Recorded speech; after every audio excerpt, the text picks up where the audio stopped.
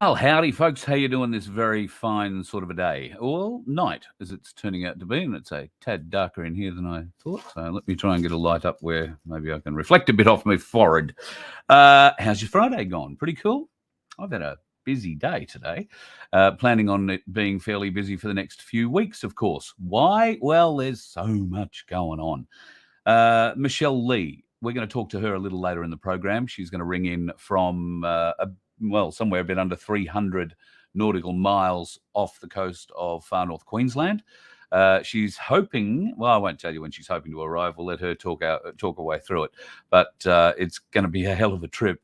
And it turns out the rowboat, you would think, well, you know, how hard is it to steer a rowboat? Well, turns out it can be quite difficult. This rowboat is made for deep water. It's not made for shallow water at all. It's meant for deep ocean rowing. So the shallower the water, the more difficult it gets, believe it or not. So, and if you are going out to greet her in any way, shape or form, please keep your boat well away from hers. She has very little control of it other than going in, you know, a straight line. And if you get too close, if she touches you, if you touch her, it's all over. No record, which makes it hard. Let me just close the dog door here for a minute. That'll make it easier. So, if that's your plan, if you're going to head out off Cairns and meet her, then make sure you stay well back, well away. And, of course, she needs to finish. So I think we should all be a bit understanding that while we'll have an engine to get us out there and back, she's got to get herself to land. And, we might be traveling, or there might be groups of people traveling with her who've gone out to, do with the best of intentions to greet her and welcome her and hail her home. But they might meet her 30 or so Ks out, or 20 or 10 or 15, and it will distract her from what she has to do. She still has to make land. So it's probably better that we leave those sorts of celebrations until she's much closer to the land, and things are being arranged.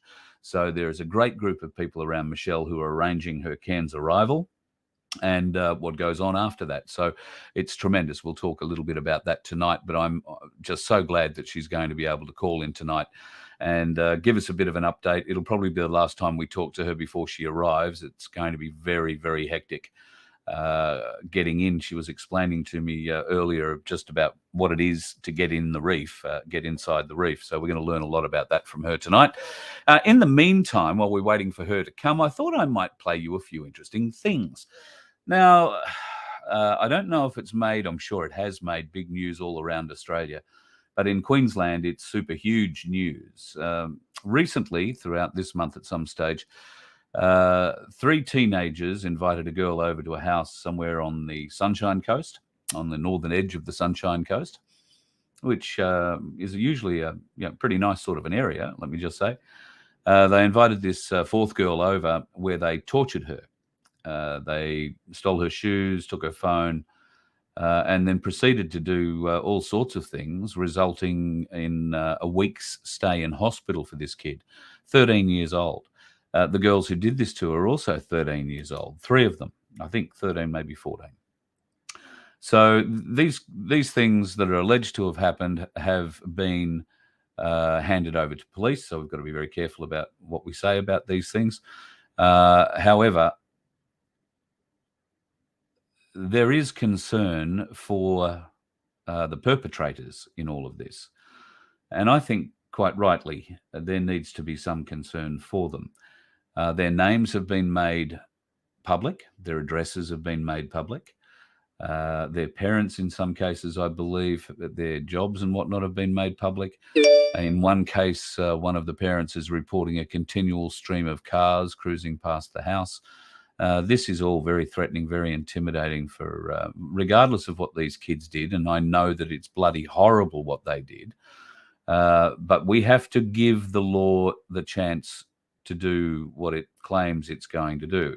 I know there is absolutely no feeling that there will be justice because our courts, particularly when it comes to kids, seem to have no idea. If these alleged crimes are borne out to be true, then the courts will have an opportunity. But what do you do with 13-year-old kids? Do you send them deep into the system? Obviously, there needs to be a punishment if they're found guilty, but what do you do with them? Do you send them deeper into a system? These kids, their names now are very close to being ruined for the rest of their lives. And I'm not sure what they thought they were doing when they allegedly got on social media and started telling people what they'd done to this girl, and I think showing video of it. They've attracted an awful lot of attention, not just here in Australia.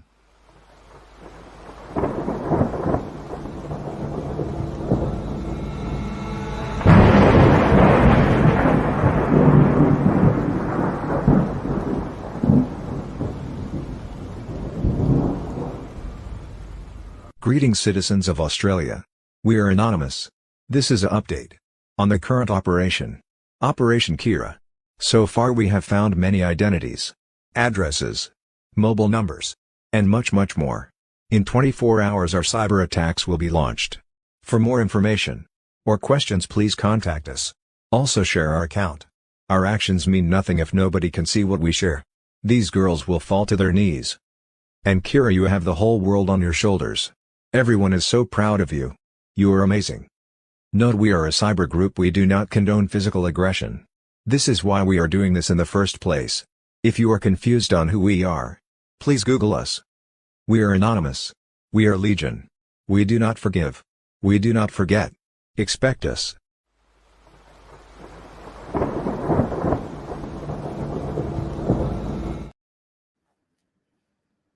So, puts me in a bit of a position. I ordinarily would support Anonymous in everything that they do. But in this instance, if this truly is an anonymous message, then I'm wondering what their operation possibly could be. To terrorize 13-year-old kids, to hurt their families, to...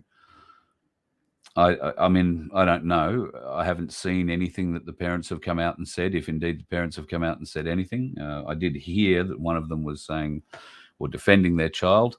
Not altogether unexpectedly. Most parents, I think, would try and offer their kids some form of defense. Whether it was defensible or not remains to be seen.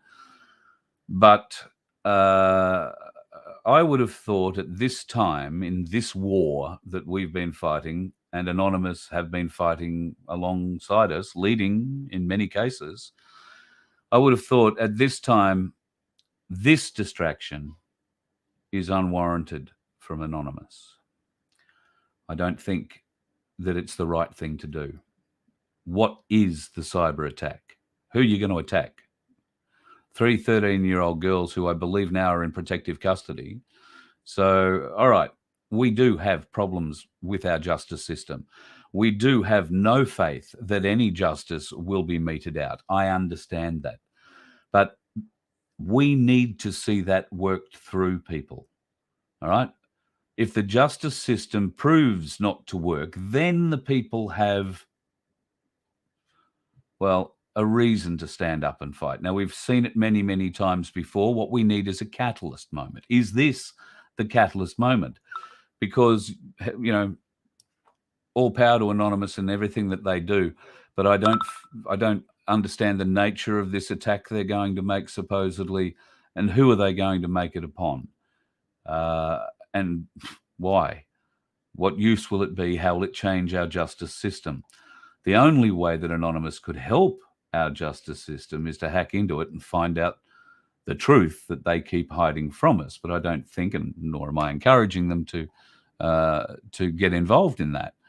But I fail to understand what that threat that I just played you is. I fail to understand how they can back that up. I might be being a bit slow. I've only had it for half an hour, 45 minutes before the show came on air. I really haven't thought tremendously deeply on it, but I did watch it once and watched it again then. It doesn't feel any more comfortable in me after I've seen it a second time. So I don't know. How do you guys feel about it? That's a bloody good question, Kat. Where are these girls getting this hate from? That's a question that should be answered. and should be asked, and hopefully the kids are brave enough, strong enough, able enough to tell the truth about it, find out where this reasoning comes from.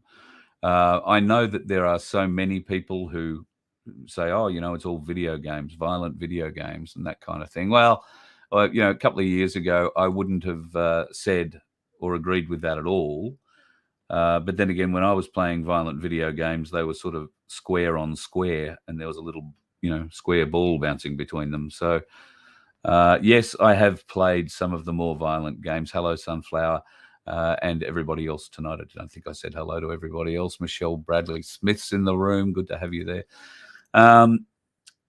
Yeah, so I don't know. Video games, maybe. Movies, absolutely. Hollywood has been programming us, desensitizing us to violence for so many years. In fact, my daughter and I were only talking about violence and fights today. Back when I went to school, if you, and I'm talking primary school, so it's a long time ago, if you were going to have a fight with a kid, it didn't happen in the school grounds. It happened across the road, interestingly enough, behind the Masonic Lodge in the little town I grew up in. Didn't know it was a Masonic Lodge at the time. But the fights always happened out the back of there. And if you knocked your opponent down, you let them get up. And then the fight would continue, or the opponent would walk away. If the fight went to the ground, because you were wrestlers, not boxers, then one of you eventually gave up, you got up, and you walked away. Today, the goal is to get you on the ground, whichever way. Now, if that's coming from behind and coat hanging you from behind, or king hitting you, all the better. And then it's not about you getting up. It's about how much of the shit they can kick out of you before you get up and try and protect yourself. Now, where did the kids learn that? Ever played Grand Theft Auto? Just saying. One reasonably violent game where you are encouraged, if you want to be the bad guy in the game, to jump out and beat the shit out of pedestrians and prostitutes, and because prostitutes have more money than normal pedestrians. Yeah. Could that be? It's just a bit of fun. That's just one game. I'm not meaning to single it out. It was one of the first, I suppose, ultra-violent games that I remember anyway. But there are many more these days. And don't get me wrong, I'm a Call of Duty fan. I haven't got anything to play it on at the moment, and I'm not really don't have enough time to play it. But back in the day, absolutely. Call of Duty, America's Army, if you're into that. I was also a big online sim car racer. So, yeah, I know a bit about the gaming side of things, but thankfully the influences of mine were more about flight sims and driving race car sims and that kind of thing than beating the shit out of people on the side of the street and thinking it was funny, or raising money out of it. Maybe that is a contributing factor. Maybe that. But Hollywood is probably the biggest factor in all of this. Hollywood and the music industry. How many of our rappers and R&B artists glorify violence in their video clips? They look like they're rewarding it with the amount of gold, I imagine plated, that is hanging off a lot of them. Might be some serious real gold hanging off the rest of them. But yeah, I'd be a little bit. Yeah, I can make an argument that was involved in changing our kids' attitudes and learning where they learn how to fight. And you see in movies made for the last 20 years, as soon as the person hits the ground, they're in with the boots. In with the boots. Now, previous to that, they were making historical dramas, and I'm thinking now of one that was about the Irish migrating into New York. I forget now what that was called. Bloody excellent movie. I think Daniel Day-Lewis was in it. Brilliant movie. Now, there might have been a bit of kicking going on in there, but once again, made at a time where Hollywood was beefing up the violence, stylizing the violence. So if that's where our kids have learned it, how do we get them to unlearn it? Like those three girls, should they be found guilty of the crimes they have apparently been allegedly charged with? Do we lock them up? Do we lock them up with older, much more aggressive, much more violent, younger criminals? Because there are those locked up already. To what end? What education will they receive? What do you do with these girls? They've ruined their lives. Any Google search from now until eternity will bring up this story about them forever. They have, now that Anonymous have got involved, I think, I don't know that they needed Anonymous to get involved. I think the details had already been leaked, but the parents and the siblings of those children who are have been charged are now also made to suffer. There is every likelihood that if justice, for instance, isn't seen to be served by the wild community, then, or the wider community rather than the wild community, although they'll be pretty wild, then can those people, that family, still live in that house? If they put their house on the market in this day and age, is a mob likely to assemble at the auction that day and shout down anybody who is trying to buy it to make sure that either it doesn't sell or it sells for the lowest price possible? Oh, you're buying the home of, one of these people. Because that's what these groups do, these vigilante type groups do. We cannot have vigilanteism on 13-year-old kids, people. We cannot. Okay, I understand what they did is heinous, awful, terrible, horrendous, unforgivable, one might say. But in the Lord's eyes, I guess everything is forgivable. It's how many times you have to be asked for forgiveness after repeating the act. I think the Lord gets a bit testy about. I know I do. There's no point in asking for forgiveness if you haven't learned the lesson. Now, maybe these girls have learned the lesson. What a way to learn it. Maybe they haven't, in which case they're going to go through a very similar process, maybe for the rest of their lives. So, I don't know. I'm just concerned with Anonymous weighing in. What is their great cyber plan? What are they going to do? They're going to hurt the family? Is that fair and reasonable? Something we really want? I don't know. I don't know.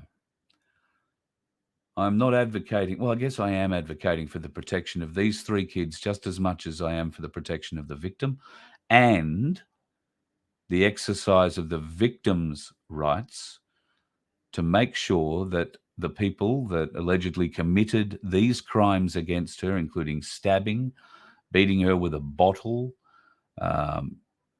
stabbing in a knee, I think they did. They burnt her. They did a couple of other things. Apparently, she had panda eyes by the end of it. She wound up spending a week in hospital, practically unrecognizable to family. So there needs to be consequences.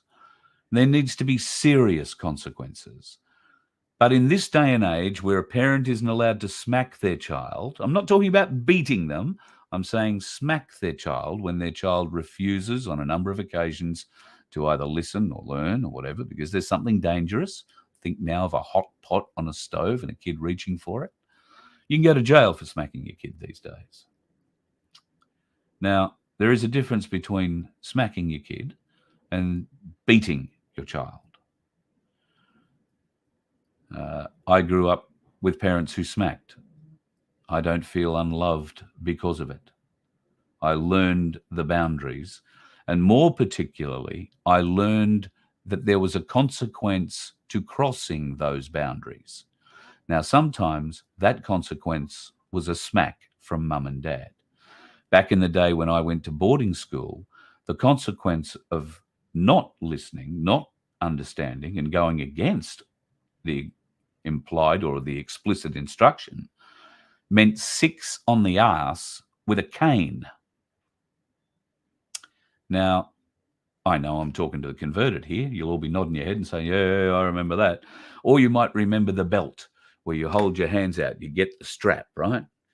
And depending on the size of the strap and the skills of the teacher wielding it, and there was generally only maybe 1 or 2 teachers in the little schools I was at that ever got to wield the strap.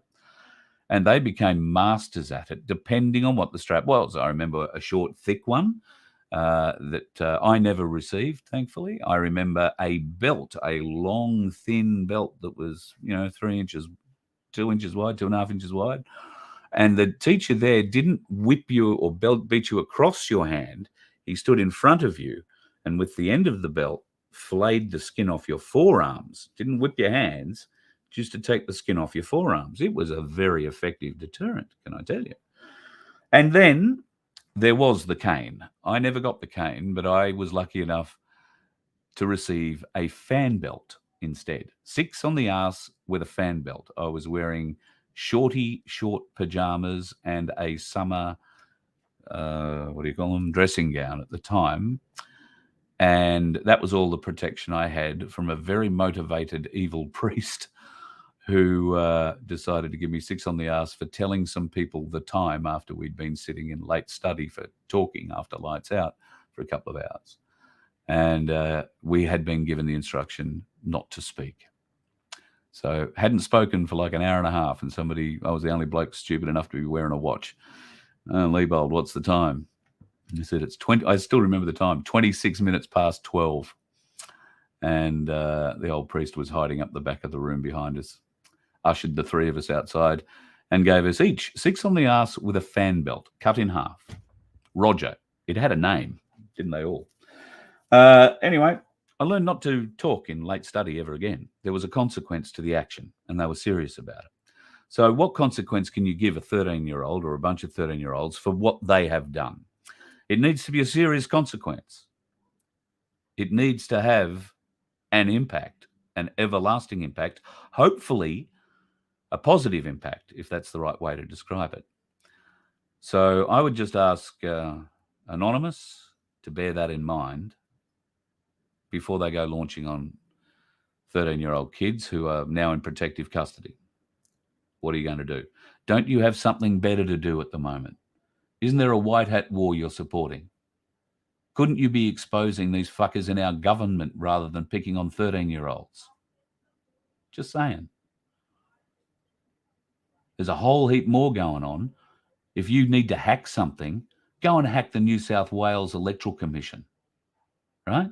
Go and see what they're doing with the votes that are happening in the New South Wales election right now. The big day is tomorrow. The election day is tomorrow.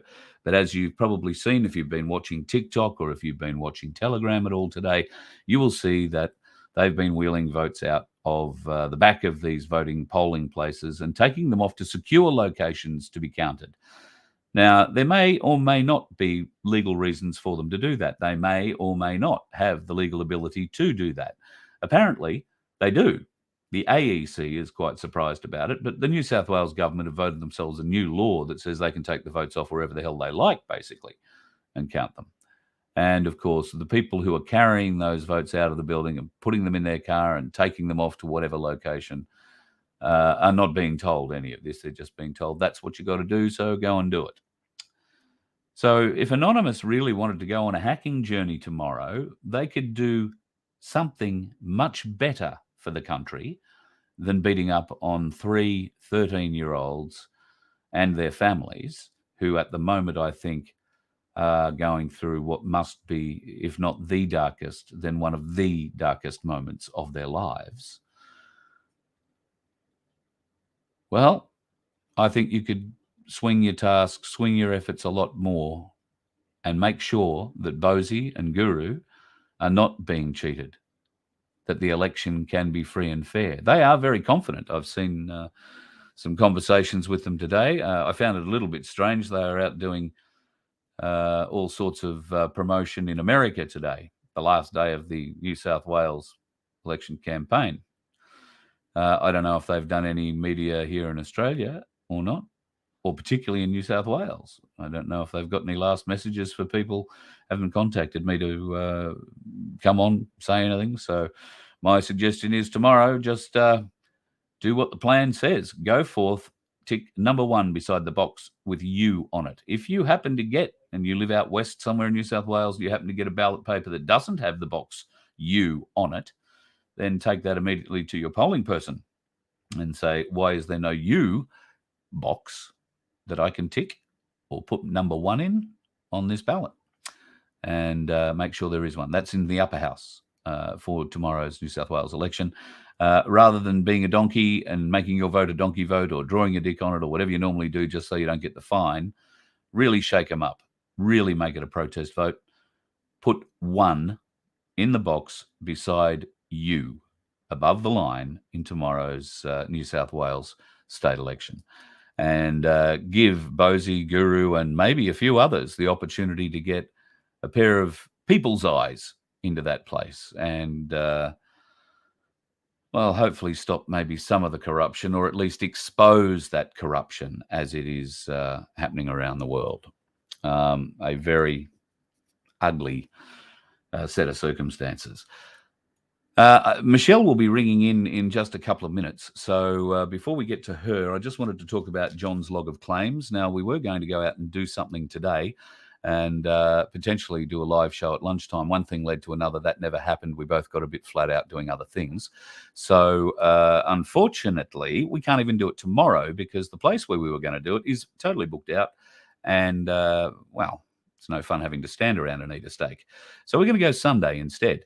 Now, we're going to go to the Brecky Creek Hotel again on Sunday. So I don't know if the tools of Google Watcher are watching. Don't hide in the background and take photos of us this time. By all means, please come up, say hello. We're not going to bite your heads off. We're not going to have an argument with you either. We're not going to discuss things with you. But if you want a photo that badly, come up. All good. We will launch the log of claims over lunch, if you like, at the Brecky Creek Hotel on Sunday. If you want to come along, come along. There is a reason that we picked the Brecky Creek Hotel. Not because it's probably one of the most famous pubs in Brisbane, although that is just as good a reason as any. But it's because John Wilson has an affiliation that goes back generations with the Brecky Creek Hotel. And in fact, over the weekend, we will tell the story of Lula, his father, Lula Wilson. And if you go into the main bar at the Brecky Creek Hotel, on the wall, if you walk in the front left-hand door of the main bar of the Brecky Creek Hotel, and immediately on your left, on the wall, is a large framed remembrance, if you like, of Lula Wilson. Lula Wilson is the reason that the Brecky Creek Hotel still has wooden kegs of 4X. And Lula Wilson, John Wilson's father, his ashes are up there as well. So there is quite a Wilson history, if you like, at the Brecky Creek Hotel. And John loves a good steak. So doesn't get off the boat all that often. When he does get off it, he likes to eat well. So that's where we'll be from around about midday. In fact, if you're going to come and meet us, you've got to be there for the tapping of the keg. That happens at 12 o'clock. If I can get John there early enough, we'll get him up there to tap it this week and see what happens. But yeah, we're going to do a little live show from there, just be around our table and carrying on. We're not going to do anything big. And we will go out with the log of claims, show people what it is. And of course, it's up for your discussion. It's by no means set in concrete. This is a starting point for the freedom movement. So looking forward to getting your feedback on it. That's going to be important to us. And once you've had the opportunity to look at the log of claims, then you can just give us an email, locfeedback@vofhq.com. And if you've got suggestions for things that we may have missed, suggestions for things that we have mentioned but maybe could put in more detail or less detail or whatever you feel, make changes, amendments. That's what this is all about. Put forward your suggestions. Because at the end of it, we want everybody to be ready and able to accept this. All right, let's see how this goes. I shall hit a few buttons, and miraculously, from somewhere on the western edge of the Pacific Ocean, Michelle Lee joins us. Hello, darling. Oh, hey, Carl. How you doing? Is she joining us?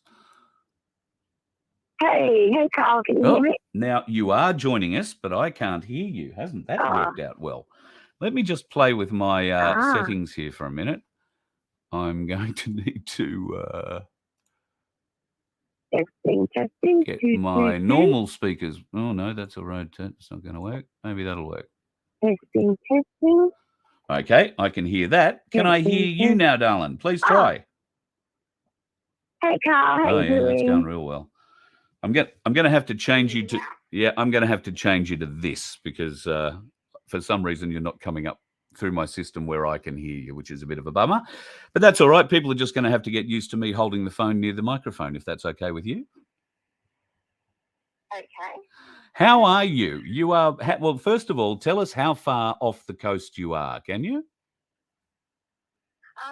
I'm about 250 or 60 miles from Cairns, so I've got to row about 200 miles.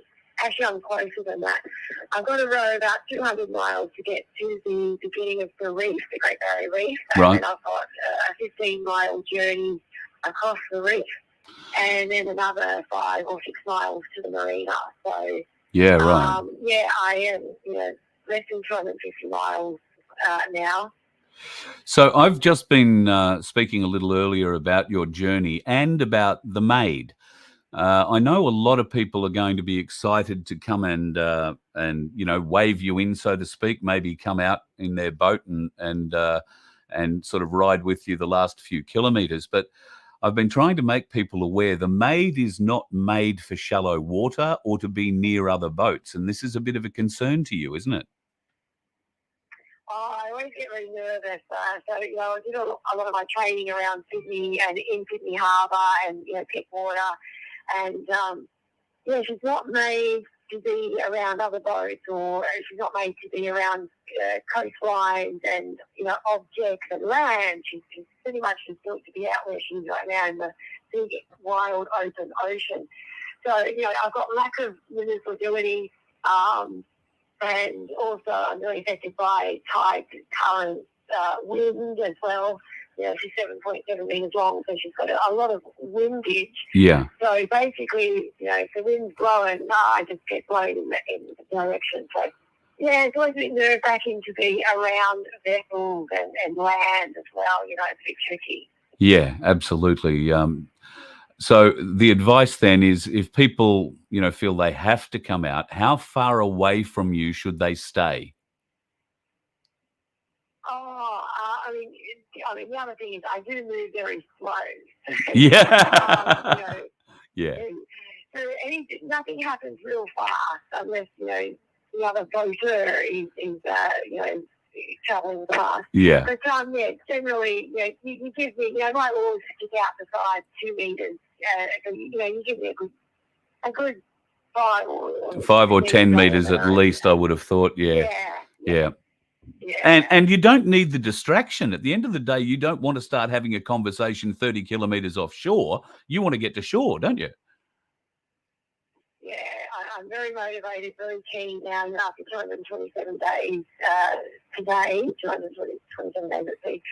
Very keen and motivated to get in and, get off this moving vessel. And, I guess, particularly coming across the reef, I sort of probably don't want too many distractions around that area. But, I'm subject to tides and stuff as well. But, I guess I'm going to have adrenaline pumping and, I'm going to be very, very excited, that's for sure. So I've had the opportunity to speak to you off the air a couple of times in the last few weeks, and the level of excitement in you is building. I don't think you're allowing yourself to get, too caught up in it at the moment, but it must be difficult now, as you say, 227 days in. Looking back, is there a moment that stands out to you? Is there a moment that you, either a good or a bad moment after 227 days that you think, oh, that's with me for the rest of my life? Oh, no. There you go. The vagaries of satellite phones. I'm sure she'll try and ring back. So fingers crossed we will get through. Something very strange has happened with my phone. And I mean very strange. I seem to have lost all the normal screens that I have. Here she is. Let me hit that button. There you go. That must have been a deep wave you went down. Yeah, the trough. Yeah, the trough. I That beg your light pardon. out of the sky. Yeah. So I was just saying, after 227 days, looking back, what has been the biggest moment for you to date? So there's milestone moments, of course, which is, like, you crack your 100 days, or, each 1,000 miles seems to be a milestone moment out of, you've got 8,000 miles. So it's sort of like, the first 4,000, and then the next 4 you're counting down, you know what I mean? Yeah. So there's those moments, and then, of course, there's been 5 hurricanes coming down the coast of Mexico in the North Pacific. Then we had to get across the ITCZ, the Intertropical Conversion Zone, Yep. which throws a lot of, tropical weather, so lots of rain and clouds, humidity, lots of different currents, and it's just a whole heap of challenge for a couple of hundreds of miles. Then you've got the equator. Now, the equator is opposing currents. So Right. we have to sort of dig and dag our way across there. It's just been a technical challenge the whole way. And then, come the South Pacific, I've had the 4 cyclones, Kevin and Judy. They had me sitting on a drogue for 4 days. And before that, 2.5 weeks before that, I was on a trip for 9 days, which means sitting in my cabin for 9 whole days on a drogue, waiting for the sea state and the winds to all settle down and us to get out there and, do what I'm here to do, which is row this boat. Yeah. And that was the cyclone Gabriel. And then, sunrises, sunsets, of course, when you are, the night sky, I look out and I look up, and it's just phenomenal, the night sky when you're on an ocean. And, the Milky Way, just, oh my goodness, you can't help but be in awe of Mother Nature and her raw, natural, beautiful state. And the bird life, these are the things that are moments that you want to try to capture forever. And, it's just been such a privilege to experience them. Well, the fish life under my boat. I've seen fish have babies under the boat, and Wow. I became the creche. I thought, well, I'm the nursery, because all of a sudden I had all these baby fish under the boat, and I know who the parents were because they've been swimming under there for ages. Yeah. Next thing, they're multiplied by 100, and I had the baby sharks under the boat. I had, the shark landing on my boat. I mean, Yeah. Now, just explain that just explain the shark landing on your boat to people, will you? Oh, God. How do you explain that? Here I am in the middle of the Pacific Ocean. I'm a needle in a haystack, and a shark manages to land on my boat. So was it trying to get one of the fish under your boat and missed, shot out of the water, and just happened to land? I would say that he did exactly that. I have a lot of fish life under the boat, so I'm almost like a dining or take-out restaurant. Help yourself, come, Yeah. And I dare say he went to jump to catch the fish and just happened to land on my deck, where he thrashed himself stupid for about 15 or 20 minutes, and then I was not going out there to save him, and there's no way. Yeah. So I waited till he thrashed himself, and then I had to throw him overboard the next day. That must have been a concern for you, A, watching him thrash himself to death, but B, these things are all muscle, and he could have destroyed your boat. Yeah, that's the first question my brother said. Like, did he do any damage to the boat? And luckily, no. Like, he did not do any damage, and he just was sort of, on the deck. But watching it and listening to it was extremely traumatic. It was definitely traumatic because, I didn't know how long he was going to thrash around for. Yeah. I was concerned about him damaging.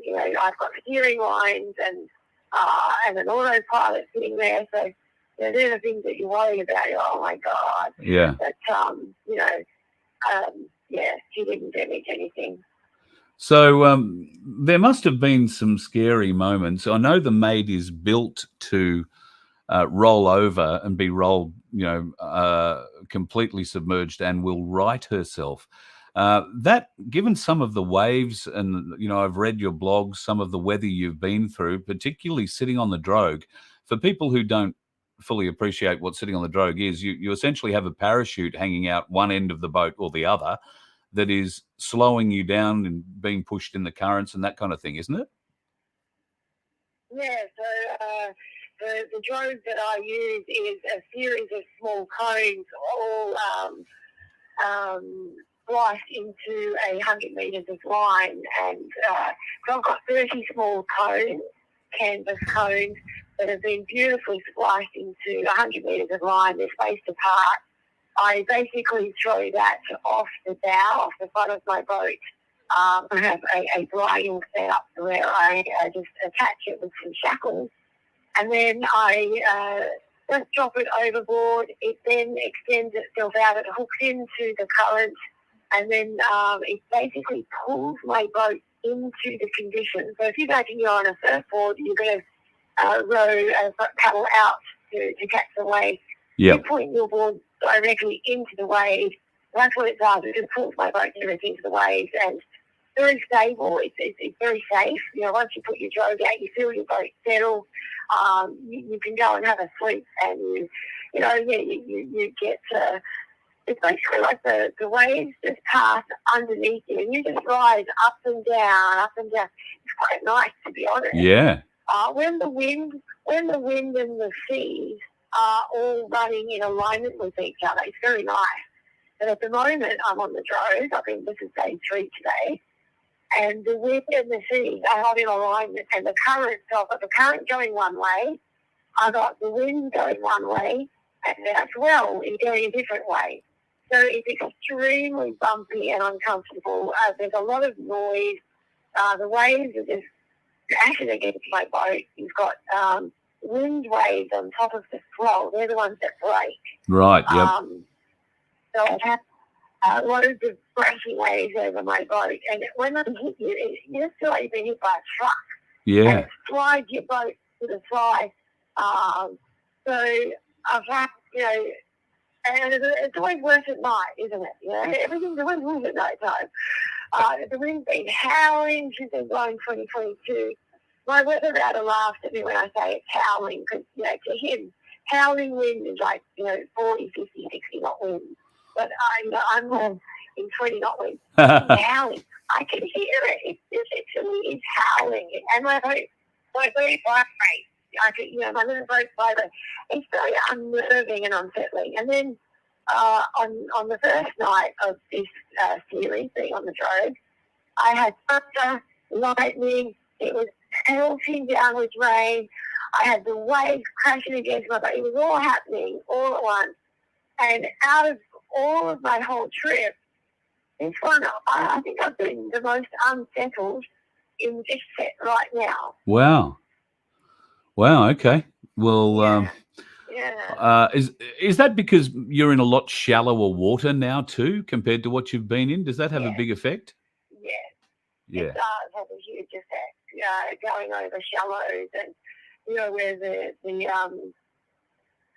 bottom of the ocean, the floor, it rises, and sometimes I've gone from 4,000, 5,000 metres into 400 metre depth. Yeah. It's phenomenal to look at the chart. I've got my chart plotter, and to go and to realise, what goes on underneath the water. Like the land, the geography of it. Yeah. Ever thought of getting a submarine and doing it back the other way, maybe next time? Here's the funny thing, right? Submarines. Now, when's the last time you ever had a conversation about a submarine? Not recently. Like, it just doesn't. Exactly. You don't hear the word submarine very often.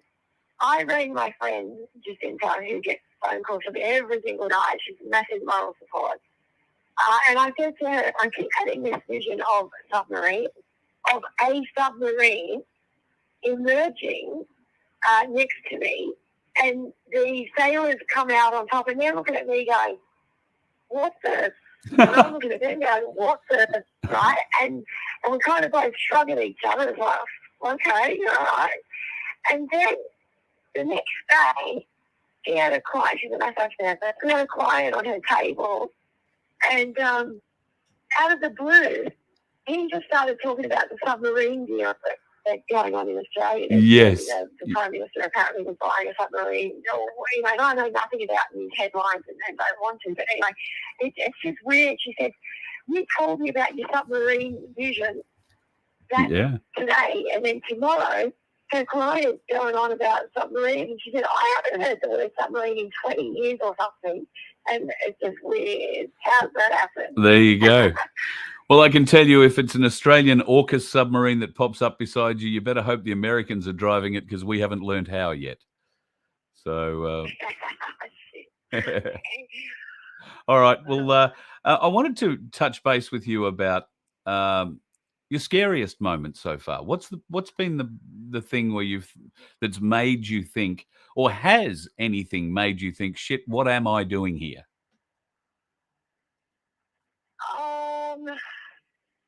Let me think. I mean, I guess in the beginning, yes, when Roger was mentioned, Roger, my letter router, when he was mentioned, there was a formation of a hurricane, and, he's looking 10 and 11 days out, right? So yep.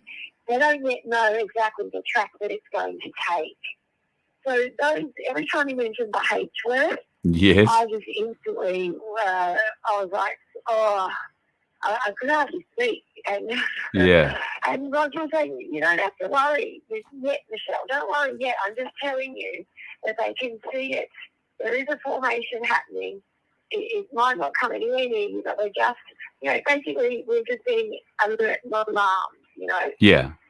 So anytime I heard the C word, the cyclone, anyway, I was thinking, or the H word, I was thinking, oh my God, please don't come in. And, I'd call on my angels, please look over me and my dragons. And, you become, I'm not going to say superstitious, but you have belief in something bigger than you out here that is looking after you, and you call on them. So I've done that. But, what am I doing out here? I haven't really said that, because I'm exactly where I want to be. Yep. And, this was a long time in the planning, and it was, a long time in the mind before you start the planning. So it was being born and hatched. So I've never actually said, what am I doing out here? But, yeah, I had some scary moments. And I've had a lot of moments where they were the first time I've ever done it.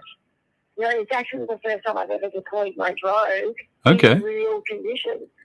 Like, I've thrown it overboard in Sydney Harbour just to, practice throwing it over and dragging it in. Yep. But I didn't have the conditions required to make these things effective. Yeah, right. So I was petrified. The first time I had to throw the drone over, I was scared, literally scared. And I'm saying to myself, I'm sure you can do this, and I went through it in my mind first. I pictured it, I visioned it. I'm like, okay, I had it all set up on the deck. I'd gone over it, because I knew for a couple of days in advance that I'm going to need the drone. Yep. So I set it all up on the deck, and it all comes down to preparation. It really comes down to, just get your gear out in the moment of calm. Don't wait till the moment of, oh shit, all shit's hitting the fan. Yeah. So I had already laid it out. I'd already gone over it, and okay, put that in first, feed it out slowly, so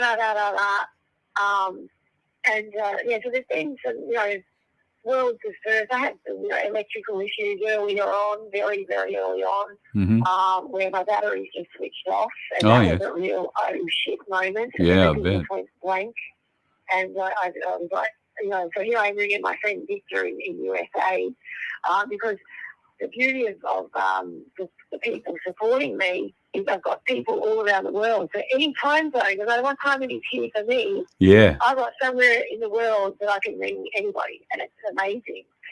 So I've got all these people at my fingertips, and here I'm ringing USA, saying to Victor, oh my God, the power's gone. I've lost everything. I know all the time. I've got no hardware. I've got no AIS, the GPS, everything's gone. And he's like, Michelle, just calm down. And, this is what you need. You just need this really calm, logical team Yep. to, pull the reins in when you're just losing your crap. Yep, and they just help you step through the process of Control, Alt, Delete, Reboot. Yes, exactly. Yeah. So what will you miss the most when you get back on land? The lack of serenity. Once you get back on land, there's obviously everyday demands of first world that you need to deal with. There's emails, texts, and you've got to get back to people. You've got to go to work. You've got to join in the matrix to some extent, and so it'll be the simplicity of what I've just lived for 227 days is eat, sleep, grow, repeat. It's look after yourself. Yeah. Maintain your boat. I've got a little maintenance program for my boat. A little routine that I do because prevention is better than cure. So finding things that are loose before they actually fall off is always much better than finding a loose screw somewhere thinking, where the hell did that come from? Oh, shit, Yeah. So I will miss the simplicity out here that this offers. And, there's been some days where it's just been a flood of attack, not a breath of wind. And just the silence is just insane. And, you're thinking, how beautiful is this? How can I capture this? Yeah. So that I can recall it in a moment when I'm in a frenzy back at home with all stuff happening and, the demands of just normal life. So, it's definitely going to be a simplicity. You mentioned the hurricanes. The plan initially for you was to depart from San Francisco and go to Sydney. Every time we go to the tracker, there is this magnificent red line that is your proposed track from there. Now, we know you had to start from Mexico and Ensenada because of your status with the jab. They wouldn't allow you into America. But those hurricanes really did upset your track right from the word go, didn't they? They pushed you well south, and then you were struggling to get back up onto the right track to get to Sydney, or you wound up north of that again. Conditions have not been easy on you, have they? No, and it's been, this trip has been way harder than I anticipated, way harder than I imagined. So I guess, it was naive, a little bit naive, I guess. But that's what you adventurers do, though, isn't it? I mean, it might be naivety, but it's the fact that, there's an ocean there. It needs to be rowed. Yeah, exactly. Oh. So after the Atlantic Ocean, I just knew I could do it better with the knowledge that I learned on that first voyage. That was my maiden voyage. It was my boat's maiden voyage. And I just knew that if I did this, if I tweaked and refined this, if I simplified that, I'm thinking of my boat all the time on the Atlantic, then you could have a better time, and now that I know what I know and blah, blah, blah. So, we adopted a lot of those things. For months, my boat was in a workshop and during COVID, and I would go and work on my boat with Joe. Yeah. I mean, Joe was amazing. Just open the doors and he said, come in and do what you got to do. And he guided me. He did heaps as well. God love him. But, just to get my hands on it, in it, and involved, get involved is what you've got to do and know your vessel intimately. Yeah. Which I really do because we built this thing from the ground up. Yeah. But yeah, the first 3 weeks coming down the coast of Mexico, everything was trying to force me back onto land. Yeah. The struggle was real, that's for sure. Yeah. So, did you come across? I know that you've got the satellite phone, obviously. I also know that you've got a handheld marine radio. How many ocean liners, how many big bulk ships or fishing trawlers have you come across? And do you stop for a chat, or do they stop for a chat? They are not chatty. I've tried. So every time I see one, I always get on the radio and call them for a few reasons. One, to make sure my VHF radio is working, and two, to confirm that the vessels can see me on their chart. So I'm making sure that my AIS is transmitting. Right. And three, I just like to have a chat. Yeah. And so, I do the whole, hi, I'm just good morning, Captain. I'm just doing a radio check, and can you please confirm if you see me on your AIS? They say, yes, madam, we read you loud and clear, and yes, we can see you on our chart plotter. Then I say, I'm an ocean rowing boat. I'm at Ensenada in Mexico on the 8th of August. I'm out on day 193, and I'm heading to Sydney. And you know what I got? Uh-huh. One of the captains goes, okay. I'm like, come on, dude. We're just going to have a freaking chat, man. So, no, they're generally not chatting. I had one of them, and he said, he goes, you can do that. I said, well, I'm giving him a very hot shot, that's for sure. Yeah. So, and I went for months without seeing a soul. Yeah, wow. Nothing. Wow. And then just recently I've come across shipping channels, the main shipping channel, right, where the boats are coming out of the east coast of Australia, and it was like Central Bloody Station. There was a day where I had ships everywhere around me, and it's actually quite nerve-wracking, to be honest. Oh, I'd reckon it would be. I'm talking they're 288 metres long, they're 45 metres wide. Yeah. They're big, and I couldn't wait to get out of that channel, out of the main drag. Yeah. God, yeah. Well, there's your motivation to paddle a few more strokes a minute, I guess, to get out. Yeah, sure. Yeah.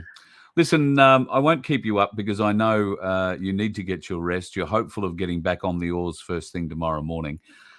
We've been talking about coming up to be in Cairns for your arrival. I really hope that we can make that happen. I'll keep in touch with Molly, or maybe you might even ordain to give me a call and let me know when you expect to get there. But we'll certainly be trying to make the beach when you get back after your 200 and, well, what will it be, 35, 40 odd days at sea. So you are an inspiration to us all, Michelle. There are so many more questions I want to ask you about how you mentally motivated yourself, keep motivating yourself during those hard times, and when you miss the little things, like when you've run out of toilet paper. Yeah, that's about to happen, actually. I'm seriously rationing rations right now. Yeah, well, we've had plenty of advice given. People are suggesting folding is much better than scrunching. Yeah, and especially when you're using one little square, scrunching is actually not really an option. No, I don't guess it is. Listen, look, my darling, you have a wonderful night. I hope it's a safe night under the drogue, and tomorrow you're back on the oars and powering towards the east coast of Australia.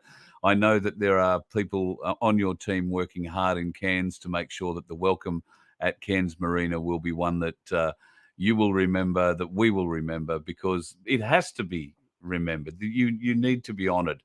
You are the first woman to have rowed solo across the Pacific Ocean unassisted, and it is a huge moment, not just for you, but it's a great moment for women. It's a great moment for Australians. It's another thing we've got a first for, and we've got you to thank for that. And I know that there'll be a lot of people that want to express their thanks and just see history being made as you come alongside in the marina. I understand, of course, that after you've been away for so long, your priorities are going to be friends, family, getting a shower, a great meal. What will be the first meal you have? What will you ask for? I actually asked for a tray of celery, capsicum, cucumber, and anything that's crunchy and juicy, fresh. I want fresh because everything in packet food. Nothing but packet food. I've had nothing fresh. No wonder my reply to the email I sent. Do you think she'd like a vegetarian pizza on arrival? Didn't get a reply. I know what I won't even be fussy. I'll take whatever I'm given. But a 7-sheet tea would be nice. A lovely warm scone with fresh cream and jam and a pot of chai tea. Oh my gosh, that'd be amazing. I think just really say massive thank you to all the supporters, everybody who has been watching, all the dot watchers that open the app every day and have a look where we are, and to my sponsors. I want to say thanks to my sponsors for believing in me and taking the leap of faith and coming on board. I've got people programming for me and praying and sending goodbyes to all the graduates and the Silver family are just sending goodbyes all the time. And a shout out to my Mexicans, the Mexicans in Ensenada, who embraced me like you couldn't believe how they embraced this journey and me, and I got taken in by a family, my Mexican mama, Manya, and they got the mariachi band for me at 1:30. I know. I rode out. Yeah. Oh, it was just incredible. And my little ocean swimmers, they swam out with me for the first kilometre. They've got a very warm and special place in my heart, the Mexicans. Yep, your Ensenada family, awesome stuff. And my family, my family came on board as well. My brother's building me a trailer right now so that we can get them made home. And wow. My mum came on board and helped, with a big cash injection right at the very, very end. She kind of made it happen in the end. I was very short, and and in the end it was either this or miss out and have to try and go next year.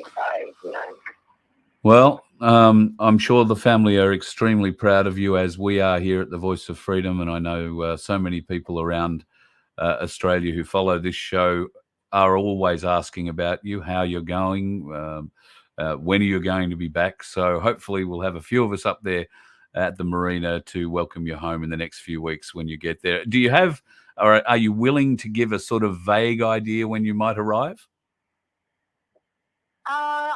Realistically, I think it might be sort of between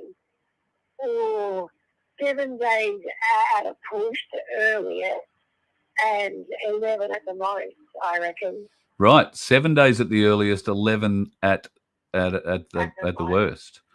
Wow. Yeah. No wonder you're starting to dream about Devonshire teas and cream-covered scones. I know. I'm going to try and keep a control on it.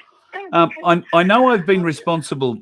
I know I've been responsible for a couple of suggestions to your team about your entrance into Australia. One of them being, what are you going to do with customs? But have you considered that there are logs with teeth that float in the ocean close to the Australian coastline around Cairns? Sorry, what are they floating? Logs with teeth. Other people call them crocodiles. Oh, crocodiles. Oh, my God, I know. Well, my brother keeps reminding me you're in crocodile territory. Yeah. I don't even want to think about it too much because I've got my imagination can go into overdrive. So I'm just trying to keep that under control because I know they jump as well. They could jump out of the water and land on my freaking deck as well. That's true, but that 2-meter oar had become real useful at that point for other things rather than paddling. Hopefully, maybe there will be some good lookouts. On the way in there. Yeah. Well, I'm sure you won't have a problem with the crocodile, and if you do, I dare say you're going to need a little bit more than one piece of toilet paper. Yes, absolutely. I'm sure that won't be a problem, Michelle. And we can't wait to see you as you hit the ground back here in Australia after, well, let's say 230 plus days. And I for one am just, really excited to see you home and safe. And then let's talk about the next journey. It's going to be huge for you, and I'm really looking forward to see where you go. Awesome. Thanks, Carl, and thanks, everybody. You have a great night, and I'll let you head off. Awesome. Okay. Good night. Thank you. Bye. Good night. Good night. The marvelous Michelle Lee. What an amazing woman, I got to say. The mental strength that she has, folks, is not to be sneezed at. We had a long chat this afternoon, lining up that interview, and I asked her a lot of questions about mental motivation and all that kind of thing. And you have to hear her story when she comes home, folks. And I'm sure there'll be an opportunity, once she's recovered, to hear her speak, whether it's here on the Voice of Freedom or in person somewhere. You need to learn this toughness. It's not a toughness. It's a skill that she's learned to keep the mind focused, to keep her vibration elevated. And, we've been talking about raising our vibration, keeping our vibration higher. We need to lift ourselves. We need to level up. We need to start comprehending our full abilities. And Michelle is one of those ladies who is very, very, very aware of her own abilities, and that there are no limits to what she can achieve. And she will, I'm sure, bring that to us when she gets back on land in hopefully the speaking circuit or whatever she chooses to do. I can't wait to hear that story, the mental toughness. I know now, without any real training, and I like to think I'm pretty mentally strong, but I wouldn't even know how to begin to get myself ready for something like she has achieved. As she said, it's eat, sleep, row, repeat. Eat, sleep, row, repeat for as many days as it takes. And you've got to love growing, you've got to love solitude, and you've got to be able to deal with your own self in a lot of that. So I'm really looking forward to getting more in depth with her, if you like, as we go forward from her arrival back in Australia. Now, if you want to come up to Cairns, what did she say? 7 days. So anytime from, let me bring up a calendar here. Where are we? The 24th. So anytime between now and 2, 3, 4, 5, 6, 7, 8, 9, 10, 11. 4th of April, she reckons. Anytime between 7 days. So that'd make it next Thursday. So the window is next Thursday to the following Tuesday. Thursday the 30th. To Tuesday the 4th, by the look of it. Now you maybe want a day either side, depending on what's happening. So we're going to go up. Now, it's probably a bit late in the tooth to try and organise shows to go up. We might be able to organise some on the way back. Townsville, I'm going to get in contact with Peter Newey. I know Peter was keen to get me up there a few months ago. And this is the ideal opportunity, either on the way up or on the way back. And I know Jane from QSI and James, who is managing a hotel in Cairns, is keen to get us up there for a show. So, not Cairns, I beg your pardon, in Townsville. So, I think Townsville, you can be pretty well guaranteed that some stage, either on the way up or on the way back, we'll stop in Townsville and do a show at the pub. I'll get you details about that. And we'll have a night in Townsville, see what it's all about. And might even spend a day or two in Townsville, as I know there's some other things that are worth catching up on in Townsville. Also coming back either up or down the coast on the way. So Rockhampton, I know Rocky was interested, and Yeppoon. If there are folks in Rocky and Yeppoon that want to do something, all great, no worries. I don't know if there's anybody in Airlie Beach or Bowen, Mackay. I'm sure there are people in Mackay.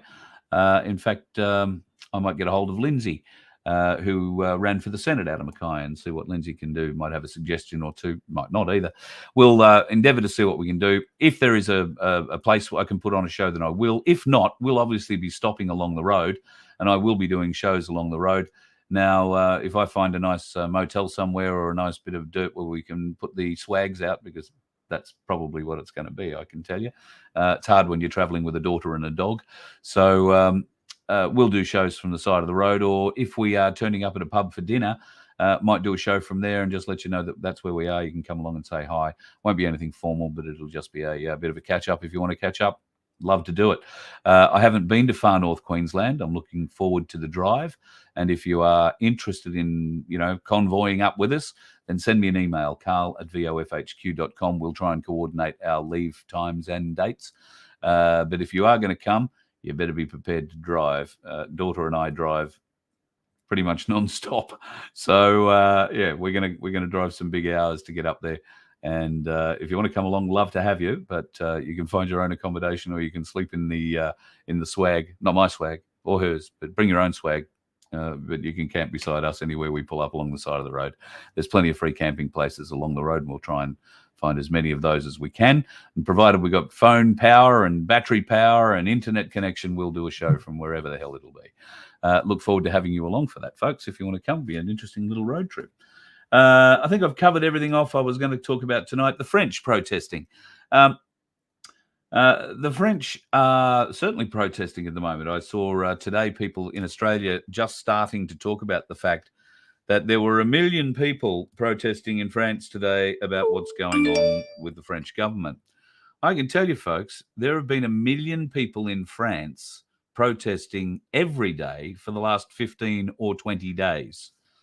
1 million or more people every day on the streets of Paris. We get all excited when we raise 1.5, maybe 2 million people to turn up for one day. And then we celebrate it a year later by not going back. What does that suggest to you, folks? I know the French people have history when it comes to revolution and dealing with evil leaders, but they are showing the way. They are not giving up. They are not coming out for one day, treating it as a day in the park. Okay, you might have to dodge the police for a little while, but they are doing it day in, day out, every day, letting the government know that nothing will happen in that country until the people are listened to. That's pretty much what has to happen here, folks. There's no point in raising 1 million of us to go off to Canberra one day and go home the next. We need people on the streets every day in huge numbers in our biggest cities.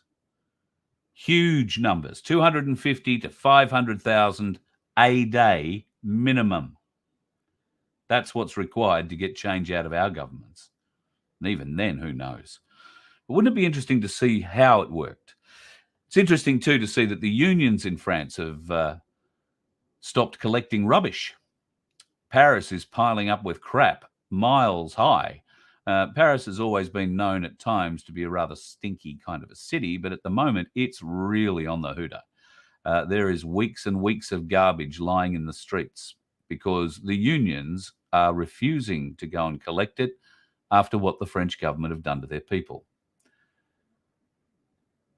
They will get action, folks, one way or the other. Do you remember the French farmers when there was problems with the French government trying to impose regulations on French farmers? They shut down the entire country. The Belgians, I think, did the same thing recently, took their tractors to the roads and brought the country to a standstill for a week or more. Made the government listen to what they were saying.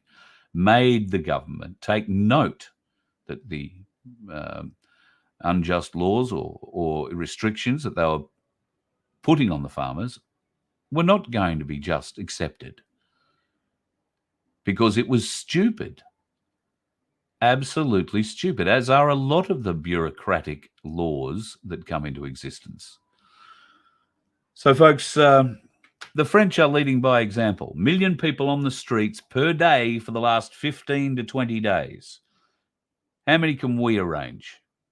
Okay, we can't arrange 1 million people on the streets every day. Or can we? We're a population of 26 million. Let's call them 12 million usable, functional, adult, can get out, make their own decision, go away and be part of this if they want every day. The rest of them are either not awake, not interested, or have something that restricts them from being involved. They're too young. They might have a disability, whatever. 12 million. Let's say we've got 12 million usable Australians. I'd hope to see that maybe there was more, but let's say 12. Let's be conservative. Can we get 1 million people on the streets? Pick a street. Sydney, Melbourne, day after day. Can we get 1 million people in Melbourne one day? Can we get 1 million people in Sydney the next? Can we get 1 million people in Brisbane the day after that? Can we get 250,000 in Adelaide? Can we get 250,000 in Perth? Can we get 100,000 in Darwin? 50,000 in Darwin?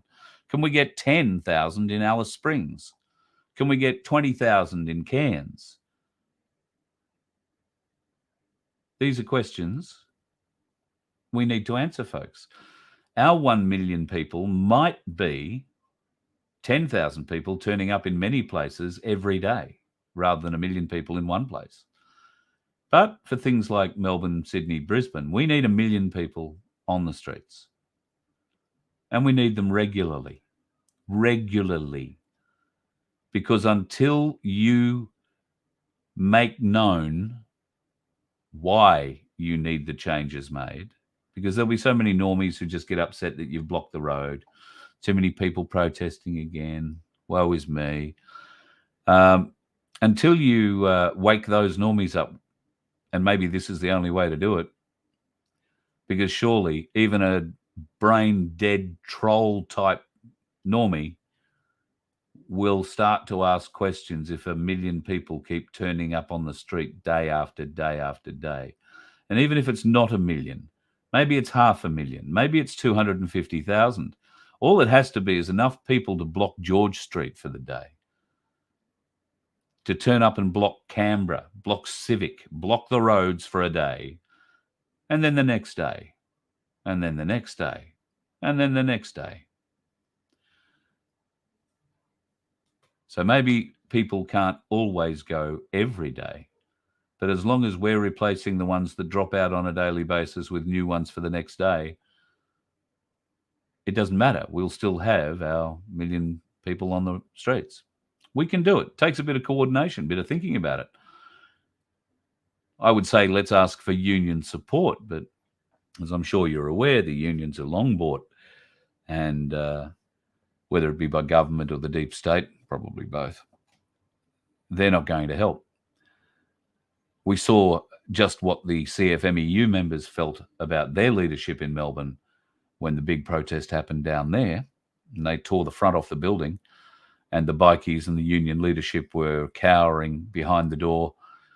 Went and got a garden hose at one stage, saw them spraying the front rows of the union members who were just disgusted with their own union and the way that they were supporting what could only be called coercive actions by Dan Andrews' government.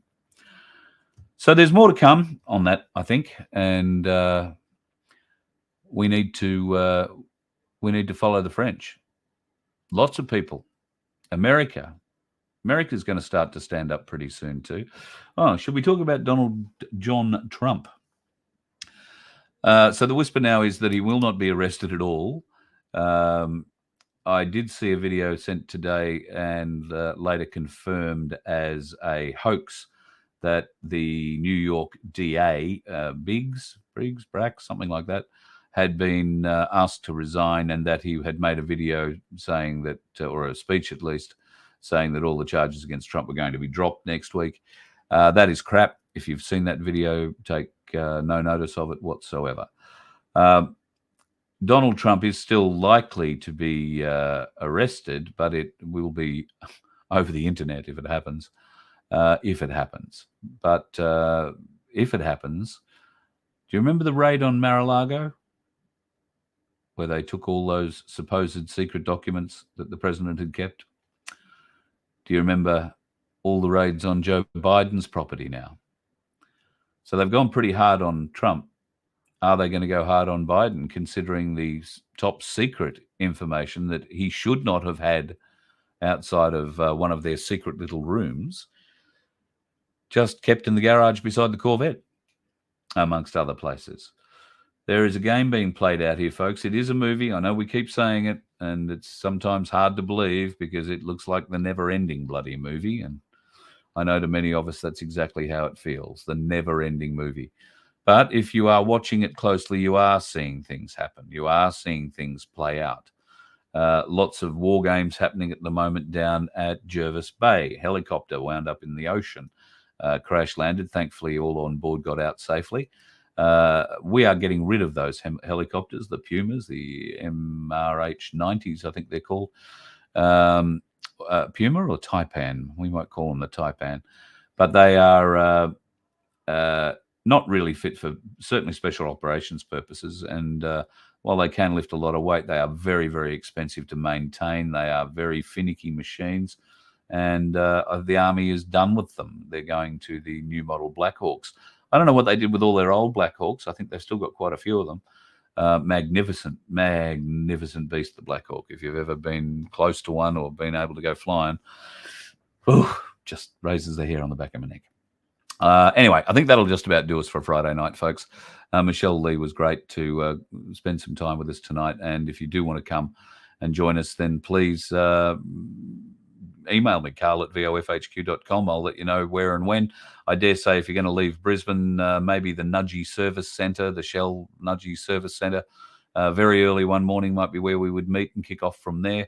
And maybe look at stopping in Rockhampton or Yeppoon the first day, and maybe looking then going up to Airlie or Bowen, and potentially staying a night there, and then maybe there to Cairns, and on the way back doing Townsville, maybe Mackay, and I think there is an opportunity around Bundy to drop in and do a show in Bundaberg again. So, or Childers. Maybe Michelle, you might want to talk to me about that. If we're going through your part of the world, we can call in and have a little My Place meeting in Childers or around Childers. So something we can just talk about. All very flexible at my end. You know how it works. I'm also going to instigate because I love the fact that I have a few members on our website, and I thank you if you are a member. It is quite humbling. We don't have a lot of members, and I've always said that I'm sorry there is no benefit to being a member because I won't hide the information behind a membership site. I feel it's important that everybody can get the information for nothing, because I usually am in a position where I can't afford to go behind a paywall. I don't even read free-to-air papers that make me pay for it. So I've never been able to afford it, and I still believe the information should be made freely available to everybody. So to that end, I do not hide any of the intel that I get behind a paywall and give it to the members. But I've been feeling a bit guilty that there hasn't been much in it for you being a member. So I'm going to run a little competition, but it will only be open to members. All right. I've still got to look into the legalities of how I run this competition online at the moment, whether or not I've got to go and get some sort of government officialry out of it, or if there is a way I can run it where I don't need to go and pledge my soul and a lot of money to the friggin' government over it. But the prize will be, I think, pretty substantial. But it will only be available to members, and it will be drawn simply from our members' bucket, if you like. We'll get everybody's name printed out, we'll put it into a bucket, and we will draw out the winner. And I can tell you now that the prize will be a substantial amount of silver, all thanks in part to Ainsley Bullion, who I rang today to inquire about maybe getting a 1 kilo coin as a prize to offer up, and I was going to try and buy that to put that up as a prize. Paul has said to me that they would be happy to help me out with that. It won't be a coin because coins are impossible to get at the moment, but we do have something else in mind that Paul is going to work on, and hopefully in the next week or so I will have some details on that. But you will only be able to win it if you're a member of Voice of Freedom. So if you're not a member and you want to win a little bit of silver, then you've got to be in it to win it, so to speak.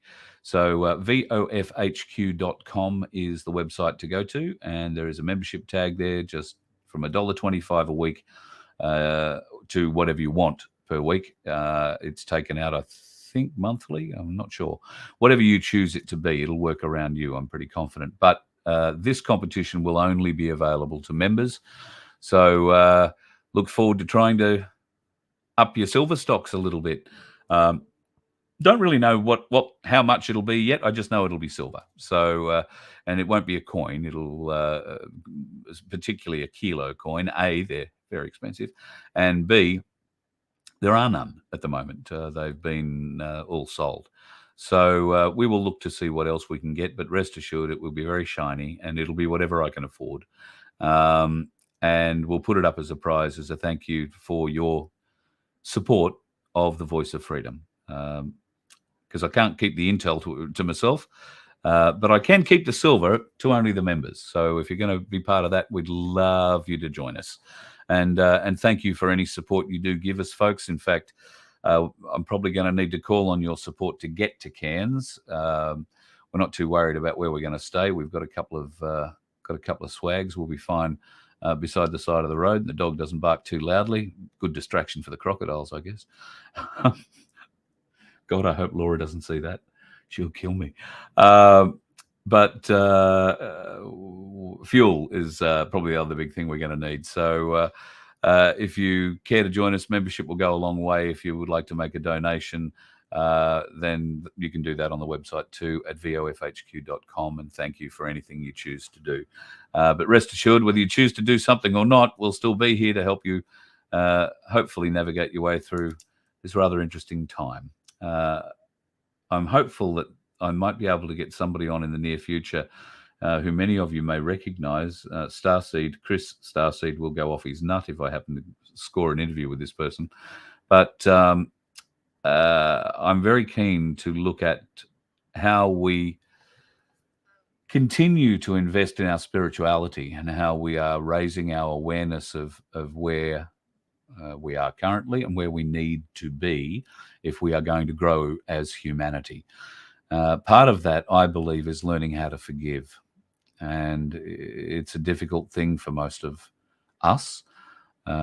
We've been trained to believe with division. We've been trained to hate. We've been trained not to love, except under certain conditions.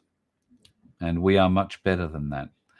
So you've heard me speak about leveling up, about raising our awareness over many shows, raising our consciousness, stepping up, whatever you want to call it. I'm sort of reaching out for more advice on how to help us all either speed up the process, or for those of us that don't really know what the process is, or how to define it more clearly so that we know what actions we should be taking. I think in our heart of hearts, we know what actions we should be taking, but being the kinds of humans we are, we need to get some advice from someone who's a bit, maybe more spiritually attuned or whatever. So I've been looking for that person. I think I've found that person. I've sent an email to that person and I've asked them if they would join us as a one-off, just to teach us, because I believe this person is a wonderful teacher. And I've certainly learned from watching their content about my own inner being, my soul, listening to my inner self, learning, I guess, to interpret that intuition, which I've lacked in most of my life. And I think a lot of blokes have, a lot of women have too, but women seem to get this intuition thing much sooner than blokes, or have it much longer. And they are much better at fine-tuning it than most of the fellas I've met. We have to lift our game, blokes.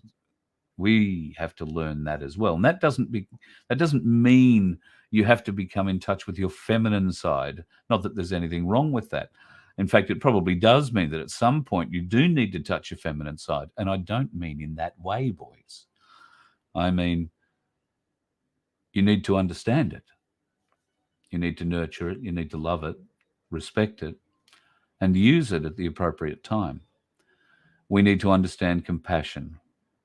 But with compassion, we also need to understand that at times, despite being compassionate, there's nothing much we can do to fix a certain problem or, certain person, and that there really is only one solution to that, whatever that solution remains to be seen. But we are going to have to confront those situations. If the whole Nasara Jasara quantum chance white hats thing happens, then we are told there will be another Nuremberg trial. There will be public hangings of those folks who have propagated the lies and who have crushed vocal dissent and free speech. Well, as much as those of us who think we're ready to see that, there are many people in this world who aren't. And I would venture to say many of those saying who they are ready to see that and ready to pull the handle.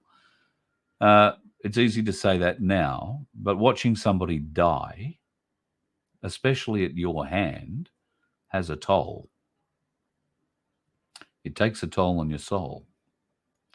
So before you go shoving your hands up too wildly and voting yourself up for those jobs, you want to be very, very aware of your level of existence. You want to be very attuned. You want to be very awake, very aware.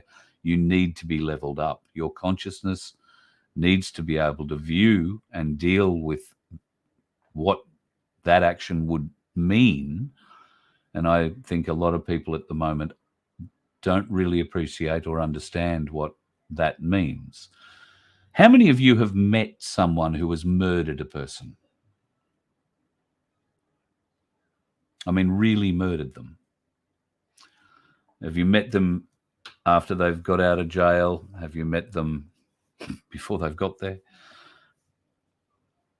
If you've ever met someone who has murdered or killed a person, and there are differences. There are people who've accidentally killed people, say in car accidents and that sort of thing, or a work scenario. And then there are people who have actively killed someone in a fight. They had no intention to kill them, but, they fell down, hit their head on the gutter on the way down and went to sleep, never woke up. That is a different sort of toll on your soul. But then there are the people who actively, purposely, premeditatively set out to kill someone. Have you ever met someone like that? I have. In fact, I've met someone of every one of those scenarios I've just described to you, different someones. I can tell you that the person who deliberately, premeditatively took another person's life suffers at a soul level that is hard to describe. It's like they've killed a large portion of their soul. And they know that they've been cut off from source, or now have a very, very, very thin, wafer-thin hair connection to it. To be cut off from source, and source can be what you call God, the creator, whatever. When your soul is cut off from source, you are lost. That's when they come for you, the other side. And some people embrace that. We have to be aware and understanding that some people embrace that dark side. Some people want that. That's why we have serial killers. But I do believe there is a difference between people who have premeditatively killed somebody versus somebody who's killed somebody in an accident versus somebody who's killed somebody in a fight that sort of went wrong. And there are great differences in the damages that it does to us inside. Well, I think we need to learn more about that, more about our soul and how we do damage it and how we can repair it. There are ways, so I'm led to believe, and I hope I'm practicing a few of them in my life, because I know I need my soul repaired from a few different things I've done in my life, things I'm not proud of. But I've never killed anybody. I've never done anything they'd send me to jail for, so don't go and get too upset. I've just done cruel things that I'm ashamed, deeply ashamed of. Cruel things to my fellow humans that I didn't care about. So now I don't do that shit. Now I aim to be a much better person. And occasionally the trolls get to me and I lower myself, and I am ashamed that I lower myself to their level. Rest assured that won't happen anymore. I don't care enough about what a troll thinks to bother replying. And I now know that just amusing myself with them doesn't do anything but excite them, and gives me a little joy for a little bit of time. I couldn't care less what they think, say, or feel. Bring an argument to the table, have an adult conversation, stop squealing like spoilt children, and I'll have a conversation with you. But until then, dickheads, get out on the road and try and avoid the rest of us, will you? You let one ant stand up to us, then they all might stand up. Those puny little ants outnumber us 100 to 1. And if they ever figure that out, there goes our way of life. It's not about food. It's about keeping those ants in line. That's why we're going back. Does anybody else want to stay? Let's rock!